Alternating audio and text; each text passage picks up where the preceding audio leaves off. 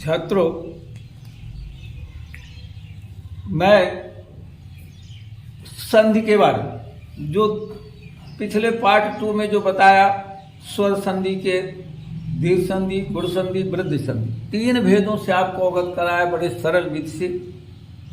और ये मेरा कहना है कि अगर सही आपको व्याकरण में दक्ष होना है तो उन जितने बता दी जा रही पहले हो चुकी, उन पर आप बड़े गंभीरता के साथ उनको लें और उनको जरूर समझ लें अच्छे से, तो आपकी आगे वाली संधि जो अपने आप बड़ी सरलता समझ में आएगी। इस पर विशेष आपको देखना है कि पूरी शुरू से हर चीज देखें आप। अब आज जो मैं चौथी संधि, जो स्वर संधि का जो चौथा भेद है, यण संधि। यण संधि याद रखें आप, इसको बहुत ही कठिन मानते हैं छात्र, बहुत आती है, जहां जहां देखो कहीं ना कहीं वो एक उदाहरण आपको मिलेगा ही। इसलिए मैं यण संधि को समझाने जा रहा हूं, अतः आप उसमें बराबर गौर करें अगर अच्छे से, तो कभी जीवन में आप नहीं भूल सकते। तो देखिए, आप गौर करें, यण संधि, यथा नाम तथा गुणा, जैसा नाम वैसा काम होता है। नाम देखिए यण संधि, तो तुरंत समझ जाएंगे आप, क्योंकि जब या में आधा अक्षर मिला हो, जहां पर बीच में पहचान के लिए इतनी सरल है कि जहां पर या में आधा अक्षर मिला हो वहां यण संधि। कितनी सरल बात है, या में आधा अक्षर मिला हो यण संधि। और इसके बाद देखिए 2 नियम होते हैं, लेकिन एक तो दूसरा तो उसी से मिलता जुलता है। जब या में आधा अक्षर मिला हो या वा में, 2 नियम है, 2 में से मिला रहेगा, या तो या में या वा में, तो यण संधि। अब देखिए, पहले हम एक को लेंगे, नियम नंबर 1 को, कि जब या में आधा अक्षर मिला रहता है यण संधि। अब उसमें हमें आप गौर करना है कि जब पहचान तो लगा लिया आपने, तुरंत समझ गए कि आधा अक्षर मिला या में यण संधि। अब उसके बाद हमें जब विच्छेद करने को आ जाए तो कैसे, कितना सरल बात है। जो आधा अक्षर मिला रहता है वो आधा अक्षर को हम पूरा कर देंगे, और पूरा करने के बाद उसमें ई की मात्रा लगाएंगे, चाहे छोटी हो अथवा बड़ी, ई की मात्रा लगाएंगे। और जो या का जो स्वर है उसको हटा करके उसको उसकी जगह में उसका स्वर लिख, या को हटा कर उसका स्वर लिख दे। कितना सरल बात है, आप गौर कर इसमें तुरंत देखिए, तुरंत फिर से आप उदाहरण से ज्यादा समझ में आएगा। जो लिखा हुआ है, जहां पर बीच में या में अथवा वा में कोई भी आधा अक्षर मिला रहता है वहां यण संधि होती है। विच्छेद करते समय जब या में आधा अक्षर मिला हो तो आधा अक्षर को पूरा करके ई अथवा ई एवं या को हटाकर उसका स्वर लिख देते हैं। और जब वा में आधा अक्षर मिला हो तो वह वा को आधा अक्षर को पूरा करके उ अथवा उ एवं वा को हटाकर उसका स्वर लिख देते हैं। ये तो देखो, पहला हम नियम को देख रहे हैं, ये पहला नियम है, ये दूसरा नियम, ये नियम नंबर 1, ये नियम नंबर 2। ये देखिए, केवल 2 ही नियम है, उसके बदले कितनी अच्छी बात है। ये तो या में आधा अक्षर चाहिए, वो तो पहला नियम देखिए, जब या में आधा अक्षर मिला, देखिए कितना सरल है ये। या में आधा देख लिया आपने, देखिए प्रत्येक, तुरंत समझ गए आप कि या में आधा अक्षर मिला है, इसका मतलब है कि ये यण संधि है। कोई भी आ जाए तो कितना सरल, कोई भी जान जाएगा कि तो यण संधि है।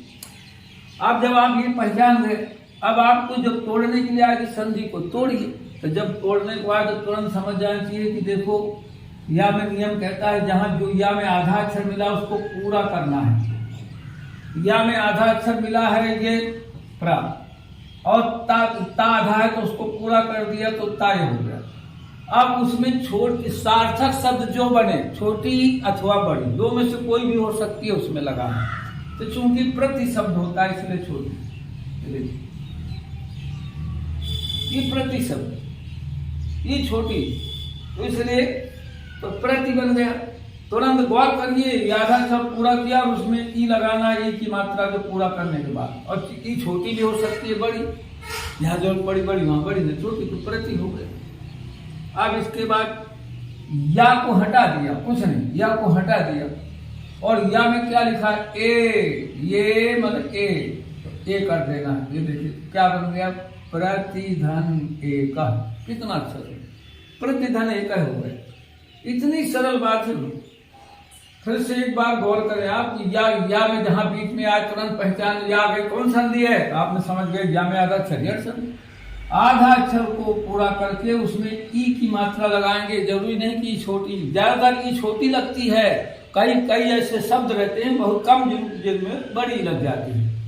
इसलिए मैं आपको बता दूं, जैसे एक उदाहरण भी एक और बता दूं, नद्देकः ये लिखा कहीं आ गया, कहीं ऐसा आ गया नद्देकः, इसमें विद्या वाला दा है, या में मिला हुआ है। देखिए तो इसमें नद में नदी होती है बड़ी, इसलिए छोटी कर देंगे तो बड़ा, और या में एक मात्र ही हो गया नदी एक है, इसमें भी अणसंधि विद्या वाला दा है। तो नद्देकः में आ गया तो नदी इधर एक है। उदाहरण दिया कि आपको यानी कि छोटी हो सकती है, बड़ी हो, लेकिन बहुत कम जगह में आती है, छोटी का ज्यादा इस्तेमाल होता है। तो इसलिए एक उदाहरण मैंने आपको बता दिया नदी वाला। अब आप देखिए गौर करिए कि या में कितना सरलता से आप समझ गए। अब या को जो हमको तोड़ना है तो तोड़ना तुरंत तोड़ दिया आपने, नाम भी बता दिया। अब यह आ गया कि इसको संधि कीजिए, तो तुरंत समझ जाना चाहिए कि जब ई प्रथम पद में ई रहता है और या के हटा करके उसका स्वर लिखा है हमने, तो तुरंत समझ जाना चाहिए कि हमें इसको तुरंत, अगर हमें जोड़ने को आए तो तुरंत ता इसकी मात्रा को हटा के आधा ता कर दिया, आधा ता कर दिया, और इसको हटाकर इसका स्वर लिख दिया कि ए मतलब ये देखिए ये तुरंत प्रा, और इसको आधा ता किया ये, और या में मिला दिया और उसमें उसका स्वर ए लिखा हुआ है, ये देखिए वही तो वही बन गया, ये बन गए प्रत्येक। अगर जोड़ने को है तो तुरंत जोड़ दिया। तीन चीजें पूछी जाती हैं, ये तो भाई नाम पूछा कि कौन संधि है तो तुरंत आप समझ गए या में आधा अक्षर यण संधि। आपने जो तोड़ने को कहा तो तुरंत आधा अक्षर को एक बार भरा गया, आधा अक्षर को पूरा करके छोटी अथवा बड़ी लगा दिया। और यही बता दिया कि छोटी ज्यादा लगती है, कहीं कहीं जैसे नदी का उदाहरण दिया मैंने, नद देखा है तो बड़ी होती है, इसलिए कुछ शब्द होते हैं जहां बड़ी नहीं तो छोटी, और या को हटाकर उसका स्वर लिख दिया। इसी प्रकार देखिए इत्यादि आ गया। अब इत्यादि आया तो इत्यादि में तुरंत समझ गए जड़ संधि, इस ता को पूरा करके छोटी की मात्रा लगा दिया तो इति बन गया। और या को हटाकर या बड़ा आ है उसमें, तो बड़ा आ उधर लिख दिया, देखिए इति इधर आदि, तुरंत समझ में आए। और इसको जोड़ने को आया कि तुरंत समझ जाना चाहिए कि इधर ई है, इसका मतलब यण संधि है, ई मतलब यण संधि। बड़े छात्रों के लिए मैं ये बता दूं, इको यड़ाची बोलते हैं ये, लेकिन ये छोटे छोटे क्लासों के लिए नहीं है, लेकिन सूत्र है इको यड़ाची, यानी यण होता है जहाँ इको यड़ाची ई जहाँ, तो देखिए इको यड़ जहाँ तोड़ आ गया तो कौन समझ जाए, इसको हमें आधा कर देना है तो इत्य बन गया। और आज जो जहाँ समझ गए कि या में जो है मिला करके उसका इसका स्वर लिख दो, उसको हटा दो तो बन गया इत्यादि। इतनी तीन चीजें आती है। फिर देखिए आपने मुन्नेकः, तुरंत समझ गए या में आधा अक्षर मिला हुआ है, इसका मतलब जड़ संधि है, तो इसलिए जड़ संधि है तो उसको तुरंत हमने मुनि थोड़ी ई की मात्रा लगा दी, आधा पूरा करके ई की मात्रा लगा, या को हटाकर उसका स्वर लिख दिया एक है मुनि। अब जोड़ने को आ गया, तुरंत समझ गए कि है इको यड़ाची, ई मतलब यण संधि, आधा करके उसमें या मिलाओ और इसको हटाकर इसको स्वर लिख दिया तो बन गया मुन्नेकः। तीनों चीजें बिल्कुल सरल। अगर आ गया इत्यादेशः तो तुरंत देखा ई, और आधा को पूरा करके छोटी की मात्रा था इति बन गई, और या को हटाया या में बड़ा इत्यादेशः, इति धनादेश। कितनी सरल बात है। जोड़ने को आया तुरंत इसको आधा किया, या में मिला दिया, ये स्वर हटा करके ये जोड़ इत्यादेश बन गई। इसी प्रकार प्रत्यागमनम, तुरंत समझ गए आधा अक्षर था तो तुरंत समझ गए या में जड़ संधि है, और तुरंत इसको पूरा करके छोटी की मात्रा लगा दी तो बन गया प्रति, और प्रत्या और या तो आगमनम।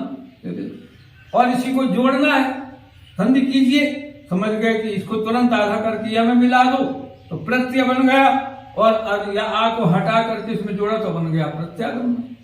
इसी प्रकार से देखिए मुन्युक्त तो तुरंत या में आधा अक्षर यानी यण संधि, और इसमें आधा तो पूरा करके छोटी लगाए तो मुनि बन गया, और या को हटाया तो उसको छोटा बन गया मुनि धन उगता। मुनि ने कहा, इतनी अच्छी बात, तुरंत समझ गए कि को हटाया, अगर इसको जोड़ना है तो आधा करके इसको या में मिला दो और इसका स्वर ये जोड़ करके इसमें मिला, मुन्युक्त बन गया।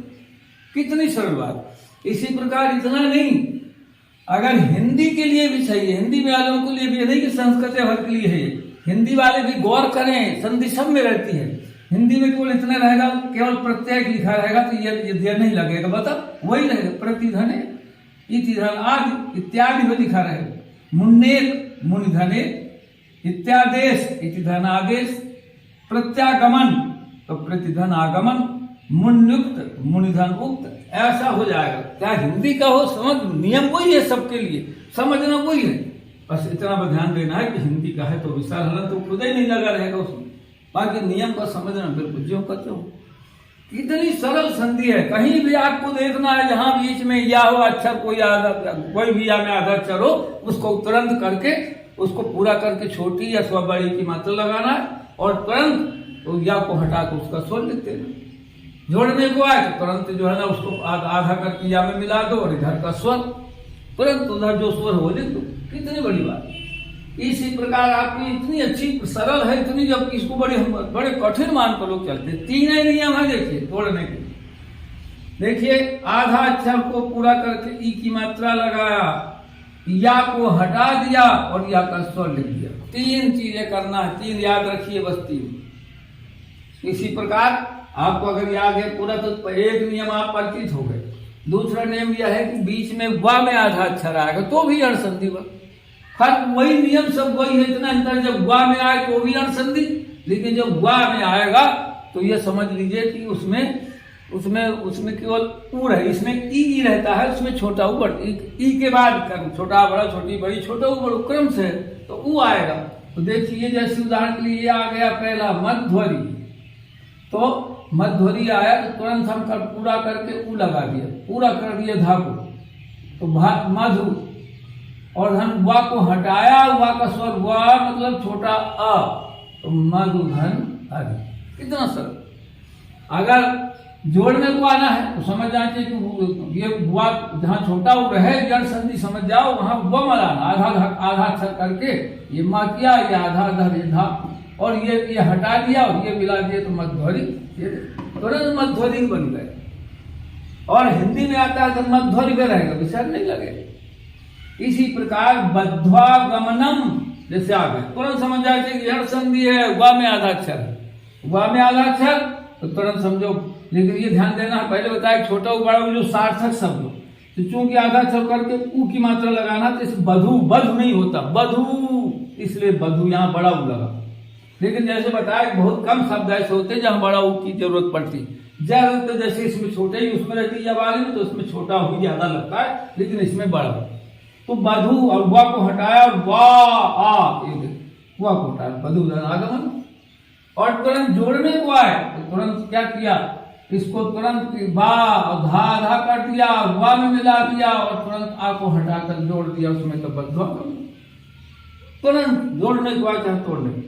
शिशुवे कहा तुरंत समझ गए आधा सा मतलब पूरा किया, उसकी मात्रा लगा दी तो शिशु होता है, शिशु नहीं होता शिशु। और वा हटाया और ए तो शिशु धने। कितनी सरल बात। और इसके बाद जोड़ने को आए तो तुरंत गए इसको आधा किया और इसको जो है ना इसको हटा दिया और इसको आधा करके वा में मिला दिया और इसको जोड़ दिया एक ही मात्रा इसमें, तो बन गया शिशुवे का। तुरंत सरलता से बन गया। इतना ही नहीं, जैसे शिशुक्ता